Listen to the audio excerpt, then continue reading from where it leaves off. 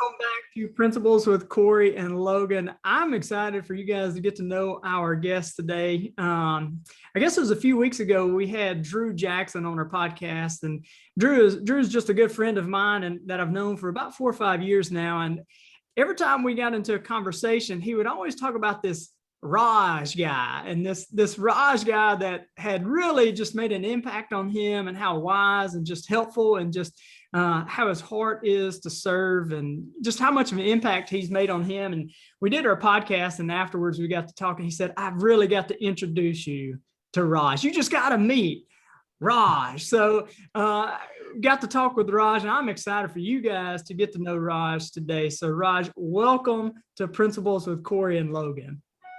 Thank you very much, Cory. Thank you very much, Logan. It's my pleasure to be here, talk to your audience, share what I have.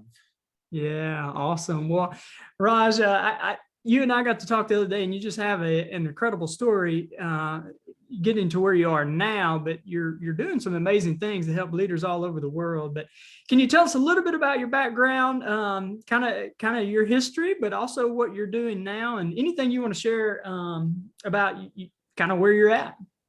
Yeah. So I'm going to start with one point and then going to my background a little bit. Yeah. Even today, I would say America is still a land of opportunity.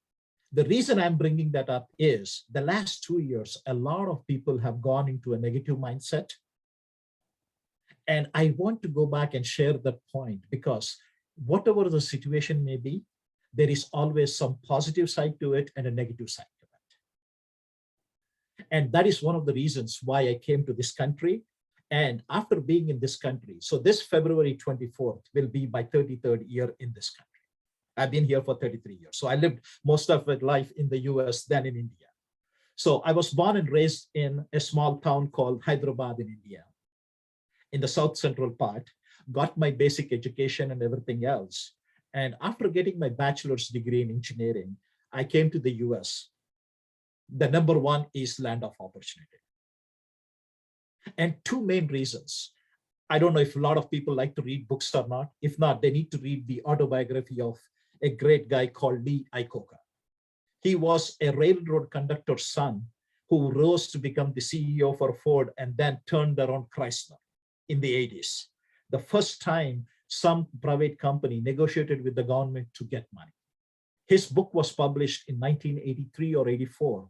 I read the book and I said, oh my God, this is a country with a lot of opportunity. A railroad conductor can go back and do this. Anybody can do it. And that was my inspiration to come here. So I landed here with $1,724 in my pocket and a very big dream to explore the land of opportunity. So from there, I went back, got my master's in engineering. I got an MBA, a lot of other certifications and stuff. But the real big piece of it is every single day, there were so many opportunities that I could capitalize on. I worked for some small companies. I worked for some big companies. And a company like GE, I rose to the level of being a senior vice president in a GE division, one of the divisions. And then I started my own company. So the first 18 years of my life, I spent a lot of time building my foundation, because at the end of the day, I can go back and start my own company and live my dream. Even for the first 18 years, I have no complaints. The land of opportunity was so much that I could go back, who had nothing in my life, to raise to the level I wanted to raise in the corporate world. So last 14 years, I've been working for VRT Management Group. This is a company I founded March 1st, 2008. So our anniversary is coming up real soon. And since then, we have been helping small and medium. We only specialize in small and medium-sized companies because that is where my passion is. And that is where I see that I can add a lot of value. And I have worked with over, right now, the latest count is around 135, 140. I don't have all the counts yet, because every month, every year, we are going back and adding more customers. And we have been serving them in people transformation, process transformation, and strategy transformation. And there are companies which have been 500,000, 800,000, which have grown to become $12 million, $15 million. We have taken a company which is $10 million and grown it to $160 million. So most of the companies work with us. So that is the reason why I started with the land of opportunity. And since the pandemic hit, I would say since April of 2020, that is when it really became serious. I can show you at least 25 to 30 companies which have grown between 50 and 60%. And that's the reason why I said, yes, there is a lot of doom and gloom in the market, but for the entrepreneurs, if you have the right tools, if you have the right coaching, if you have the right skills and the right mindset, you still can make it. So that is my introduction before I give it back to you, Cory, and answer any questions. I love that. I love what you said. I came here with $1,724 and a bachelor's degree. And I came to a land of opportunity. I love that. And let me ask you this. You kind of hinted at it and alluded to it. Do you still feel like this is the land of opportunity now too? Yes, there is no doubt about it. And by the way, just to go back and help you, I worked with, I'll give you two examples, specific examples, who were teachers, who were there. One is 29 years old and one is 32 years old. And they met me 2 years ago, and they were making between $30,000 and $40,000 as part-time. They had gave me a specific name, like they fill in for absenteeism and stuff, like temporary teachers, I guess. And today I can comfortably say they are making six figures. Wow. 2 years. Yeah. And I 100% agree with you. That's something Logan and I have talked about a good bit. It's definitely opportunity. I guess 2020, Logan and I did we did a men's retreat type thing, and there were 10 to, well, I don't know, 14, 15 guys there.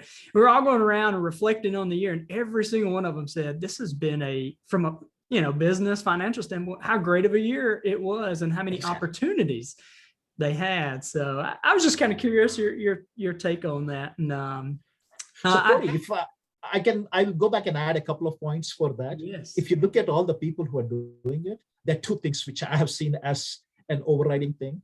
They had the right mindset. Mm-hmm. And two, they were really working smart and hard. Just hard work is not enough. You need to be smart about it. But the mindset piece of it is very, very critical. So I just wanted to go back and share that piece of it. If there is a differentiation factor, because I get an opportunity to work with a lot of leaders from small business and entrepreneurs and owners as well. But those two things I want people to pay real attention to. If they think that the business is not going the way and they're not accomplishing it, first check what is between their ears, the mindset. And then, are you working smart? Do you have the right system? Do you have the right mentors, coaches, training, whatever is required? Get that piece second. But without the mindset, one or the other missing, you can't accomplish that. Raj, I would go as far to say, we talked about this in early 2020, right after COVID hit. I'm heavily involved in the hotel industry, and then also in the landscaping and plant industry. And those two things were impacted in very, very different ways. One, the travel industry extremely negatively impacted, but then the home improvement industry was a hockey stick straight up because people were reallocating those dollars to do home improvement. So I was on both ends of the extreme sides of the spectrum. And something Cory and I said was that you said earlier, you said there's still opportunity. I would go so far as to say there's more opportunity. Because what COVID did was it leveled the playing field. It took everybody back to square one, and the smart, hardworking, and creative folks had a chance on a level playing field. The people that learn, evolve, and grow the fastest are the ones that are going to be ahead right now. And it's 100%, like you said, it's between the ears. It's what the mindset is. Is it a victim mentality, or is it a wow, there is so much opportunity now? 100%, Logan. I really, really appreciate you bringing it up. I agree with you. There is still, and like you said, a lot more opportunity than even in 2020. And I can see people going back and leveraging that, working hard and making money on that. And I will say, even in, and you've probably seen this across your businesses as well, obviously there were some industries that were positively impacted, logistics, shipping, Amazon, things like that obviously went up naturally. But what Cory and I talked about, even in the hotel business, now looking back, we are better positioned than we were at the end of 2019, which was a record year for the long term, not necessarily for the short term, but for the long term, because we viewed it as an opportunity to acquire people. We knew other companies were going to be laying good people off. And if we could take care of our good people, now those people are going and recruiting on our behalf because we treated people the right way. And now we have almost weaponized our people that are on our team that are evangelists for this company is awesome. They took care of us during COVID and you should come work with us. So now there's this overflow of talent that's available out there. And my team wants to go recruit and get those people on. So now we can build the infrastructure to support the growth. People stop developing, so you sign new deals, and now we have the opportunity to bring the people on to support that growth. And that's something we talked about in early 2020 when most people were paralyzed with fear. That's not something that was my idea. That was great leadership from our CEO. But there are opportunities even in the industries that seemed like they would be crushed. People like Delta in the airlines industry, they take care of their customers. They're going to come out better long-term on the other side. Yes, 100% Logan. And I have seen exactly the same. In fact, I worked with several of my customers and I'll give you one specific example just to build on what you were just talking about. So there was a customer of mine and they were worried about losing some of the business and everything else. So we strategized, and thanks to some of the government help and getting some PPP money for them to get a breather, instead of taking the PPP and being conservative, we went back and recruited almost 9 solid leaders for the business. And fast forward, business grew 70% in 21. And we are increasing at least by another 80 to 90% in 22. So you talk about that piece of it, because we bought that core people of leaders, the middle management of 9 people, some of the best talent. Everything has been there. The foundation was laid. The teams were all ready to go. And come 2021, the business grew, and 22 is going to be much more aggressive. So that is one example. And I agree with you 100%. Whoever has a visionary person or whoever is thinking creatively and have the right resources around them to work with, again, coming back to say, basically the thing between your ears, the head, mindset. Raj, I want to go back to coming over to America. You got your bachelor's degree and you got a little bit of money in your pocket, right? So how did you know where to, did you know anything about America or done your research? Where did you come to? Where did you land? So just to go back, the only research was a few other Indian students who came here, because at that time there was no internet, nothing, because this was in 1989. So no internet, no mail. The telephone to talk for 1 minute from India to the US costed us $1.58 per minute. So it was very expensive. But there was a few friends of mine from my city who came here and stuff. We only learned. But my criteria was very clear. It is the land of opportunity. So the only thing and the easy way for me to come was to go to a school, because that way you get a student visa to come here. And my criteria was what? Because I had very little money. Where is the cheapest place to live and the cheapest university available? So we didn't see which is the best university or not. I said, I don't care, because they're going to give me the education I'm going to learn, but I want to afford it. And that's how I came and landed in Huntsville, Alabama. That was one of the cheapest schools in the country. So I had a few Indian friends who were living there. So I had some initial support to guide me and stuff like that. And then we had to go back and establish ourselves and start everything from scratch. Yeah. I love that. You can just hear the hunger in your voice of, it's almost like if I could just get my foot in the door, I know I'll make it, right? I just need to get my foot in the door. And I'm sure we actually talked the other day about some of the challenges that you faced. And I was just curious about some of those challenges that you faced. You're in a new country, a new culture, all that good stuff.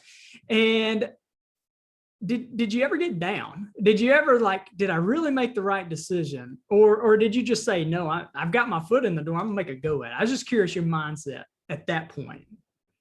No, I would be lying if I say I was not down, but I was thankful to some of the mentors who were there. Because one of the things what happened was I had an oral confirmation from a professor saying that there would be some assistantships that would help me to finish my master's.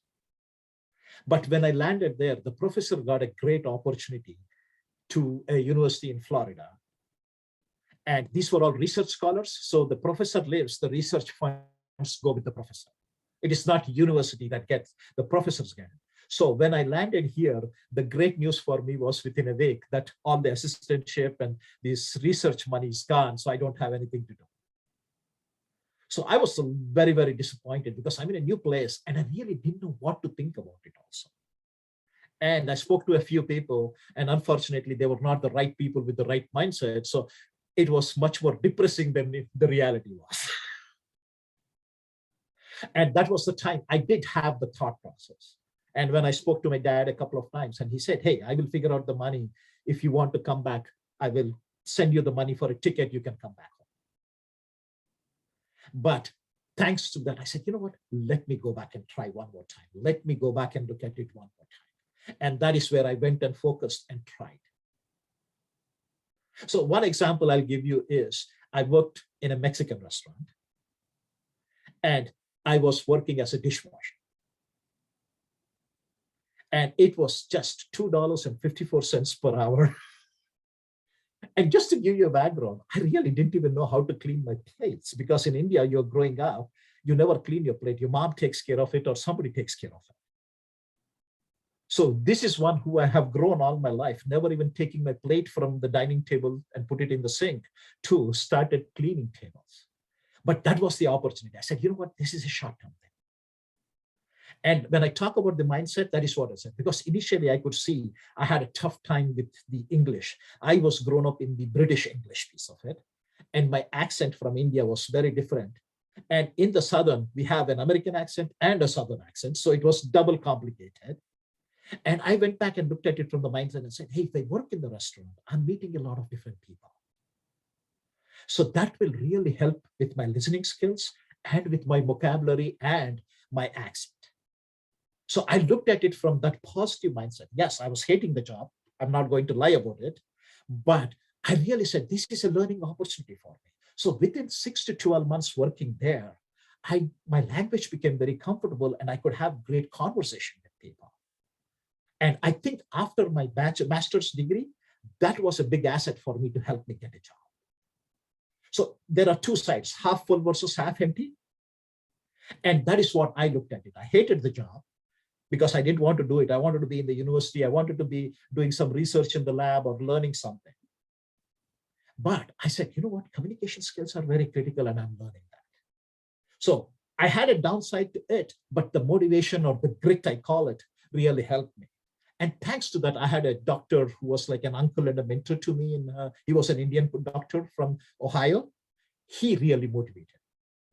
In fact, he said, hey, if you need some money or something, if you cannot survive there, no problem, come, you can stay with me and live with me in Ohio and try to figure out something here in Cleveland, Ohio. So that was one of the other pieces of it, almost like the support and the mentoring to go back and keep me going, putting the fuel for the fire and the hunger piece of it. That's awesome. You know, I think it's pretty incredible. So I hear you say, I see this place as a land of opportunity. Let me just get my foot in the door. And you hit these challenges. And in the South, we do have our own dialect. And exactly. I'm sure that's even more difficult. And you get these challenges. But I love the fact that you didn't give up. And many times I think we have this dream or goal that we're going for and we think it's supposed to be easy. And it's really not, right? It's like you plant the seed.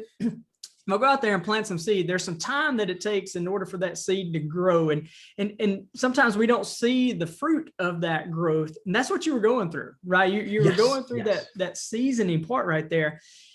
But you said you were making $2.54 at the Mexican restaurant. now you've got over 135, 136 companies you work with, and you charge a premium. Like Yes. you're one of the top levels, top coaching businesses in the country. Like you're the real deal. Yes. Right? Like, yes, definitely. I just think that is an amazing thing, and there's tons of lessons that are right there. Cory, I want to add one more point in that. So when I was working on my master's, I came for industrial engineering. And this was year 1990. People who remember 1990, basically it was again a recession year like 2009 and 2010. Jobs were very, very difficult to come by.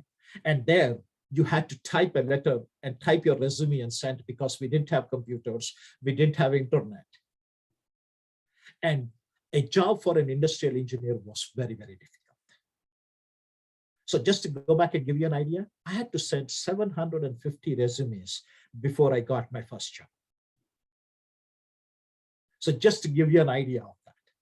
And I thought I was not good in what I'm doing. And I went to the librarian and I said, hey, I really want to see what am I doing wrong. And he said, see the section there? Those are all the books on resume writing and job hunting. There were 27 books, and I devoured all 27 books in 15 days. Because I said, I need to figure out if I'm missing something. So for a lot of people, 750 resumes is not even imaginable. Especially, see, today in an internet, you can attach, click, and it is much faster. There, I had to take a Xerox or type it and send it. And that is where I would say, I said, you know what, all of this is testing. I am really learning and growing. Let me do that piece of it. And he said, you are the only guy in the whole history who has read all the 27 books.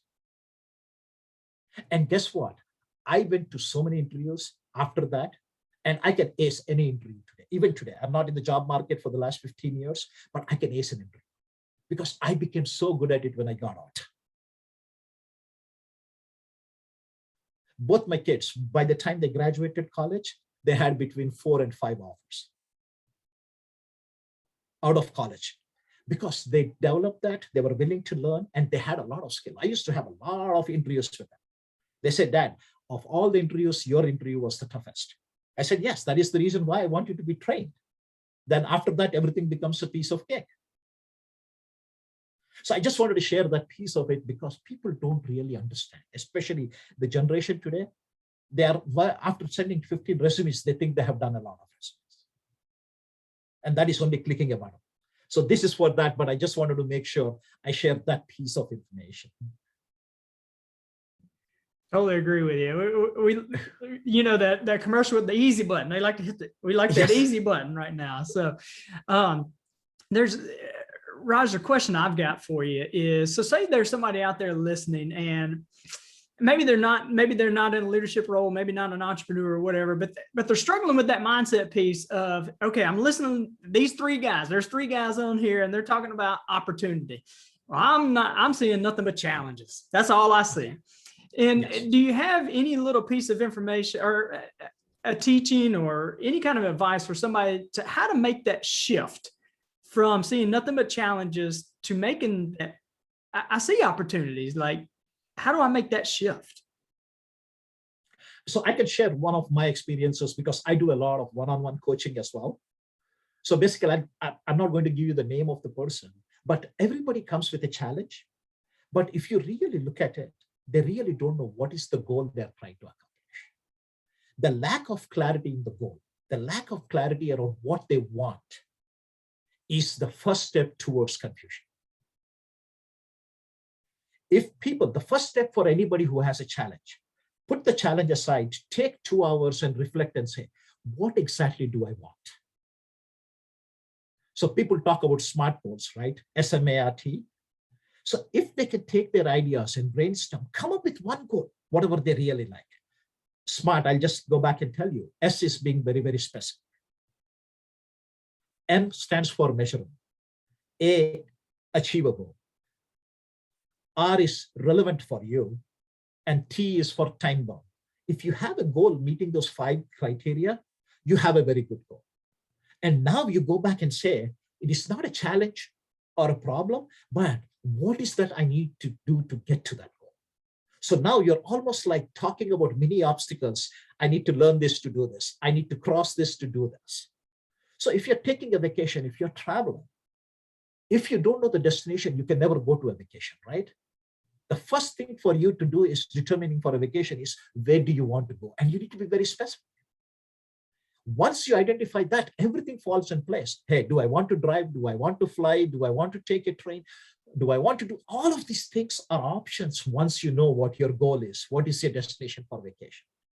But a lot of people don't have clarity about the vacation and they're talking and debating about a plane versus a car. And this cost me that. And that is where I see 70 to 80% of the frustration for people comes, and that becomes a challenge. If they can just take some time to go back and get clarity around one goal, two goals, and then say, now how do I need to get it? The whole mindset changes. And it's easy to get people to help you is if somebody comes to me and say, Raj, I'm trying to get this promotion next year. I'm very, very easy. That is a smart goal. They're specific about it. Then I can go back and say, hey, do you first do your inventory? Do you have the skills or not? Okay, great. You have the skills. Do you have the experience or not? Okay, you don't have any experience. How do you get that experience? You have 12 minutes. And as soon as you look at it, the challenge becomes an opportunity for you and you have a roadmap to go there. That is what I would advise a lot of people who are thinking about challenges. And some people might have regarding health and stuff and things like that. Those have to be addressed very simply. But 80 to 90% are things because they don't have clarity about what they want. Oh, got you on mute there, Logan. Several things I want to just kind of tack onto that that I love. One, it seems like every single thing that we talk about, the common thread that we come back to is lack of clarity and lack of vision.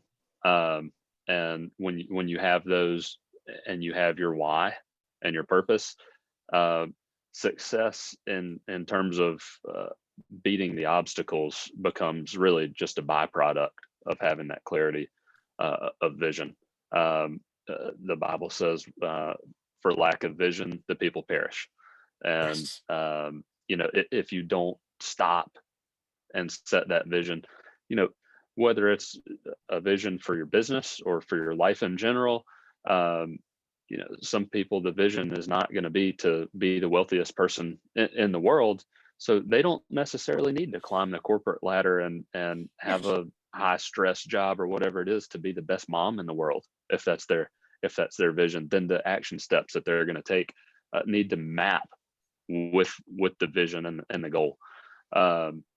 There's a phenomenal book called Vivid Vision by Cameron Herold.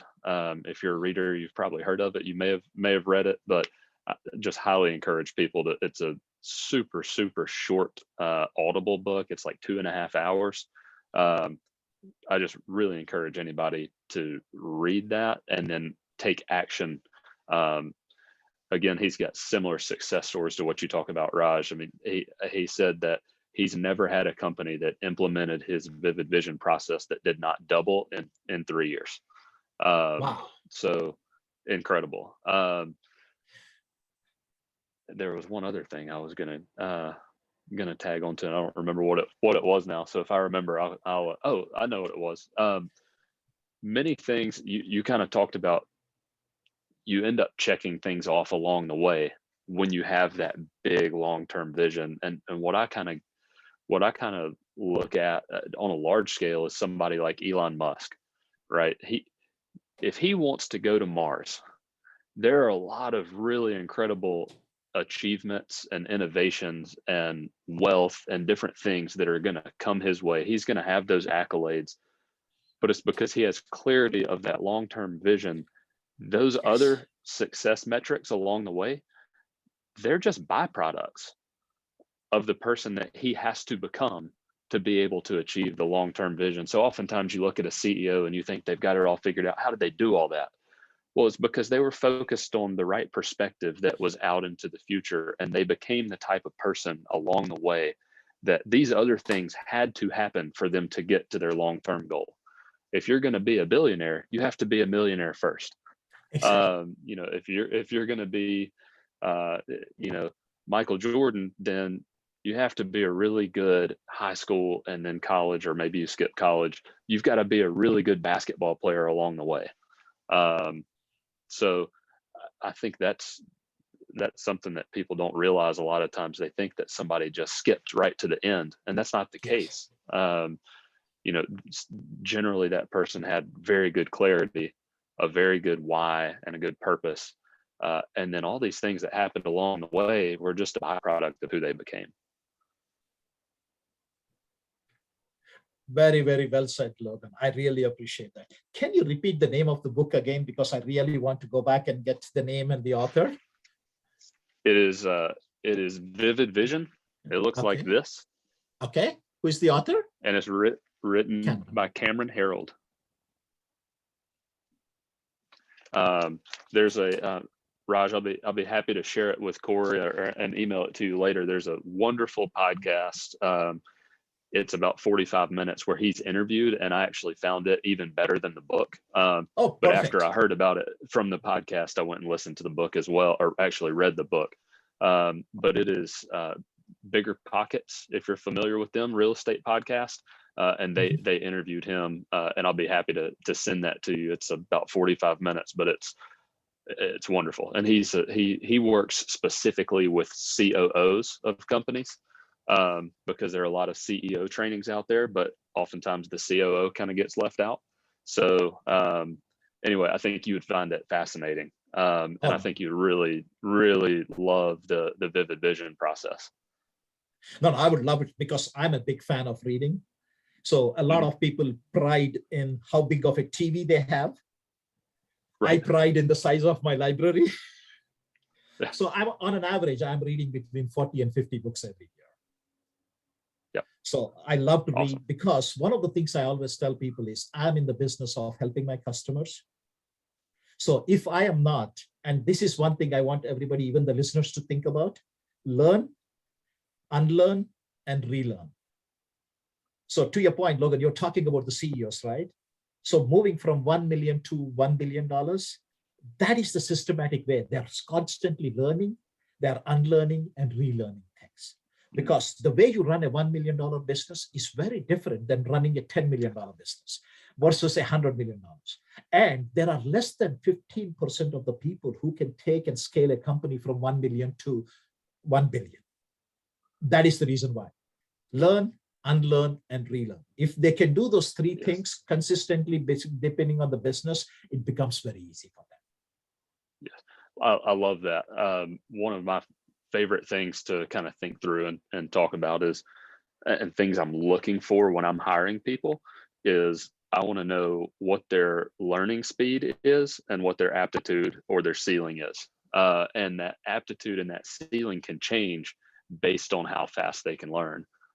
Something that Cory and I talk about a lot is kind of in business, the guy that takes you from 0 to 1 million, that person is a creator.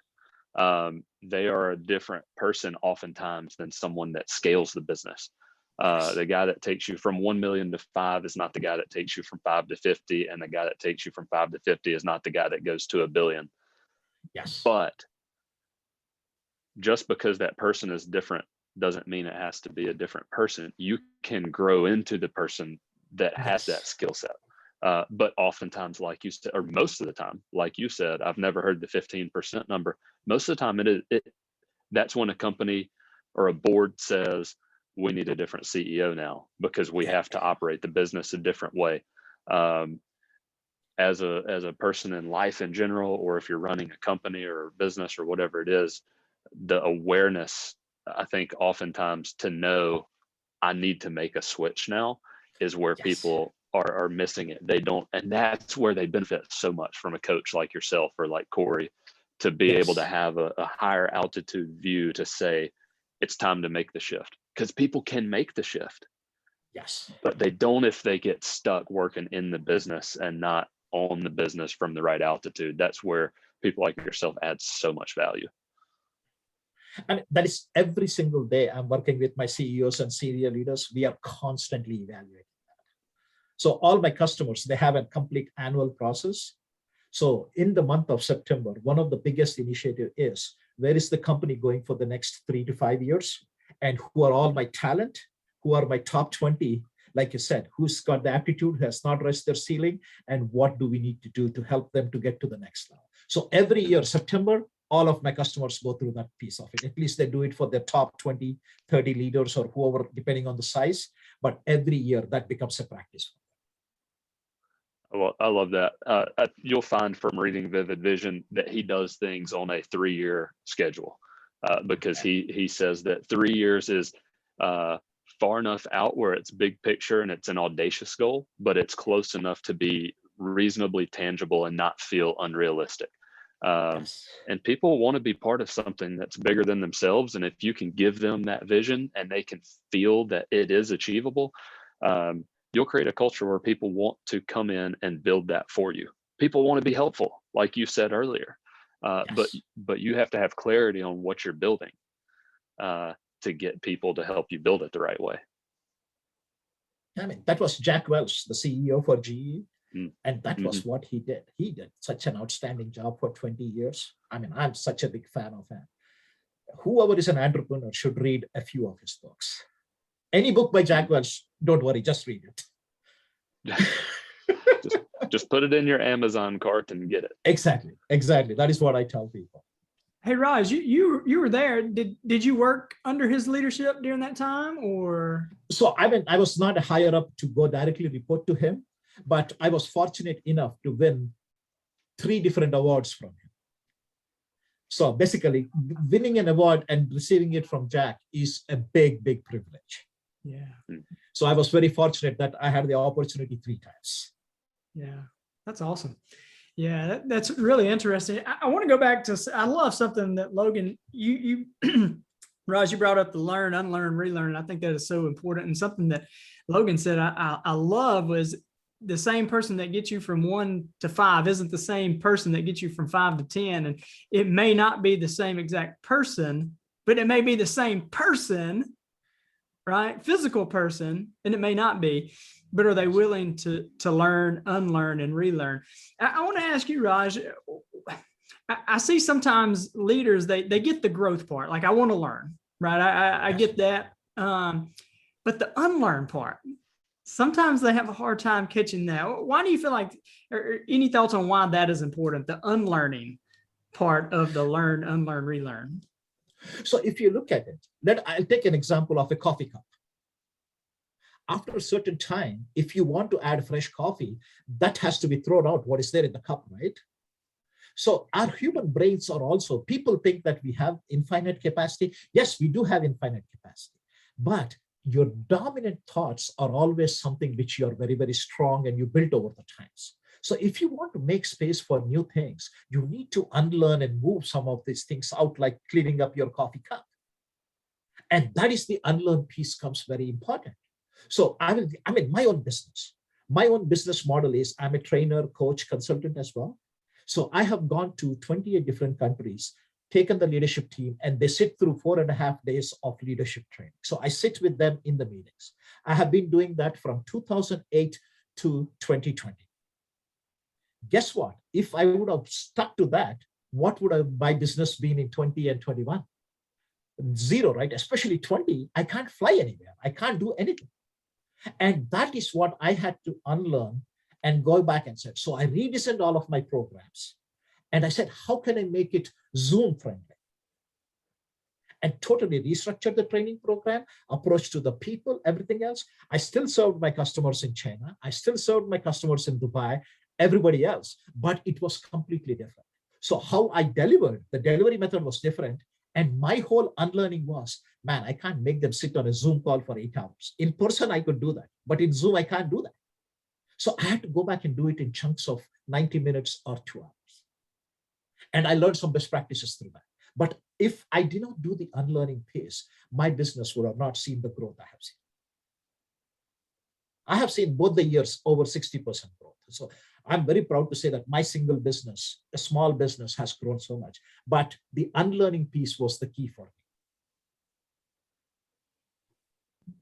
Love that. And you said it spot on, right? You said it spot on. I love the coffee analogy there, because you're right. You mentioned when you were in India, you read a book by Lee Iacocca. What was it that spoke to you in the book? What about him jumped out to you? So basically, his father was a railroad conductor. So in my opinion, at least from an Indian point of view that time, that was a low-paying job. Yeah.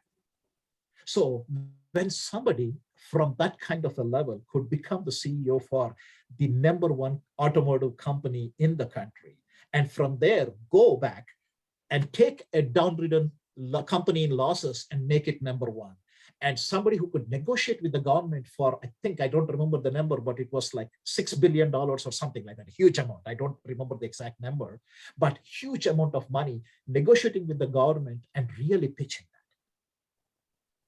And I said, if somebody from that kind of a humble beginning can do it, I can at least do 10x better than what I'm doing. That was my thought process. I love that. We talked to a guy the other day, and he was talking about his story was he got caught up in drugs and how that was a way of life for him and those kind of things. And he finally got out of it, and he's got a ministry called A Way Out. And his whole premise is, if I've done it, you can do it too.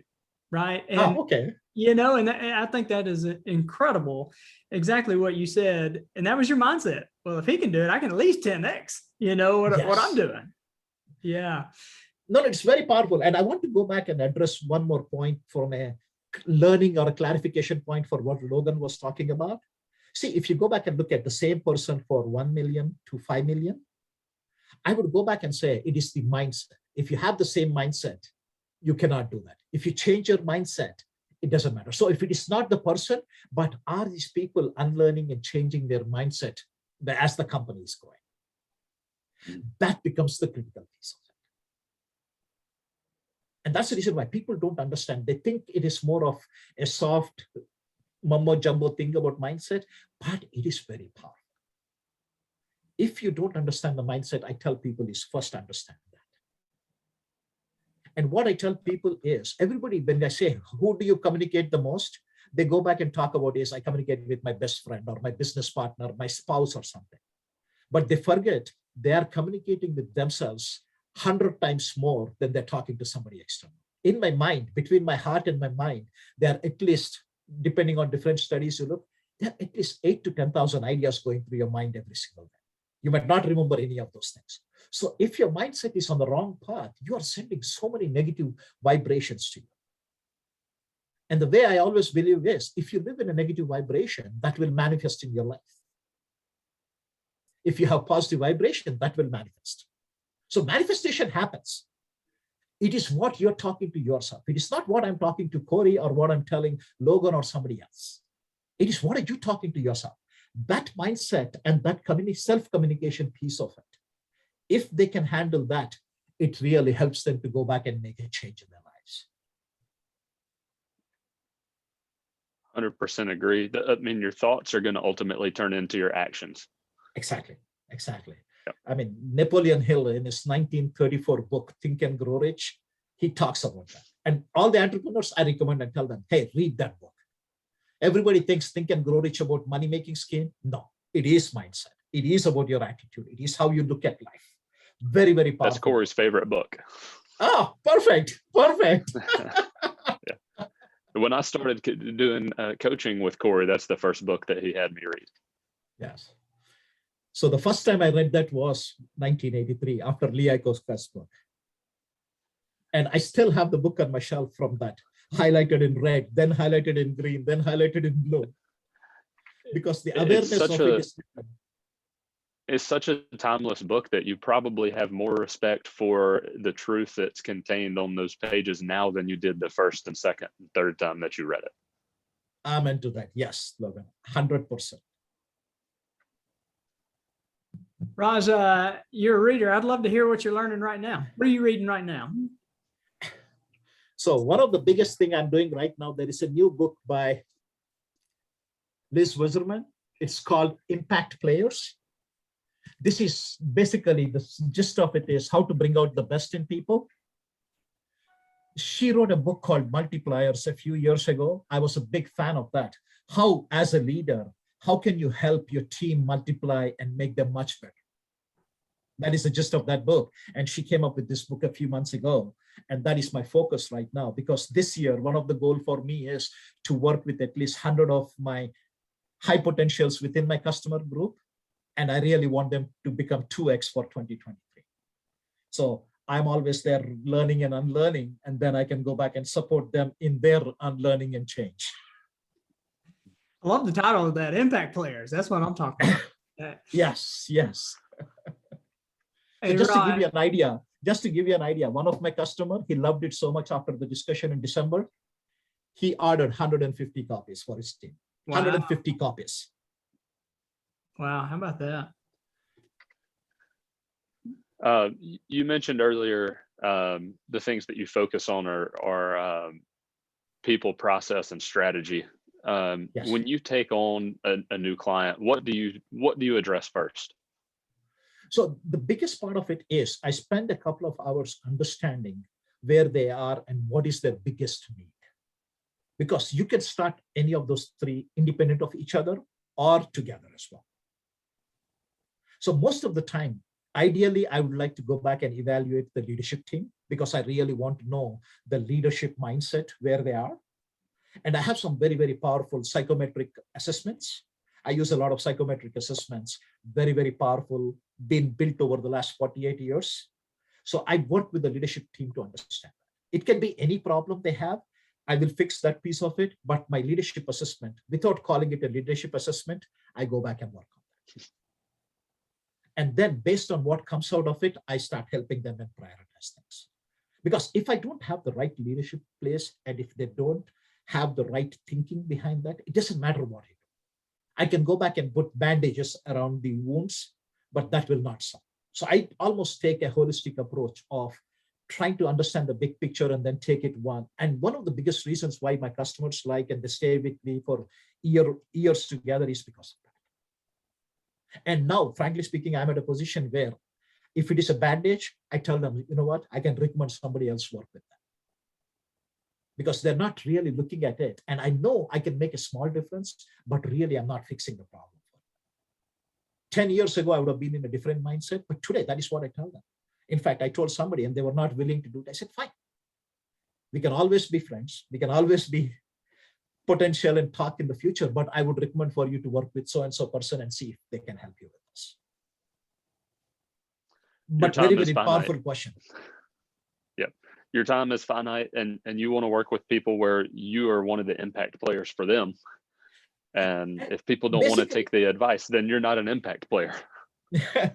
And Logan, not only that, it is not beneficial for them from the long run. Right. So it is not about me also. I'm going to go back and say, 3 months down the road, the problem is fixed, but you have 10 other fires happening as well. So you're not going to see the value of this when you have 10 other fires. You're jumping one fire to the other. And that is what I try to explain. So I had a big discussion in the first week of December with a potential client, and he was really upset with me that I was not planning to do that, because I came highly recommended through his friend. I said, that is the reason why he recommended, because they took that kind of approach. And he has been my customer for 6 years. Cory and I talk about how culture, both internally and then externally in relationships with customers and also vendor partners, it doesn't need to be necessarily attractive. It needs to be magnetic, where it attracts the right people, but it also repels the wrong people. And that's exactly what you're saying, is that you want to repel the wrong clients and only attract the right clients, and work with the perfect partners. Yeah, very well said, Logan. That is exactly what we are trying to do. And you know where I got that concept from? There was a book, there was a company, a telephone company, before it merged with AT&T. I'm trying to think of the name of it. There were 3 big players, right? Sprint, and there was one other Time company. Warner? Not Time Warner. Basically, it was strictly a telecom company, telephone company. Okay. And it got Southern merged. Bell? So, I don't remember the name, but Okay. there was a guy who did a research on that and wrote a book called How to Fire Your Customers. That was very impressive. And I'm talking this not now, maybe it was in late 90s or early 2000s, somewhere in that time frame. But I remember the title and I remember some of the points. And as I'm growing a business, that is always in the back of my mind. I'm not firing, but I'm not even taking them. And to your point, there are some customers I have not renewed, though they want to work with me. I said, you know what? I want to move on. I recommended somebody else to work with them, and I tell them this, but I move on. Very similar to, I'm sure you're familiar with Mike McAllowitz, Profit First, the Pumpkin Plan. That's the Pumpkin Plan. That's, exactly. And it's very difficult to do, but it works. It's I don't know if you listen to Jocko Willink's podcast called Jocko Podcast, but he talks about simple, not easy. And there are a lot of principles that are simple and highly effective, but they're not easy to do, because it's not easy to tell a customer oftentimes you're not the right customer anymore. You know, we run into that with hotels and with landscape. You know, hey, when we were a small company with less overhead, it was easy to take care of this yard, but now we can't afford to do that for you. There is someone else that is now going to serve your needs better. And it's all about how you frame it. Yeah, I mean, definitely you never want to be rude about it or anything like that. You need to be very, very empathetic about it and put it in the right framework. And not only that, you're showing them a solution where it's a good match for somebody else and them. Right. Well, Raj, just curious, for anybody that may be listening and saying, you know what, I really would like to check in with Raj to see if we would be a good fit. How would somebody get in touch with you? What would be the best way for them to reach out to you? So just to go back and tell you, there is a lot of revamping of my website and everything else. The best thing I would go back and tell them is raj@vrt9.com. Just send an email. I'm very, very comfortable with it. And if they're listening to it after, let us say, February 1st, they can go to www.vrt9.com. Okay. All right, good stuff. So that was Raj at vrt.com for the VRT9, number 9. Nine. Okay, gotcha.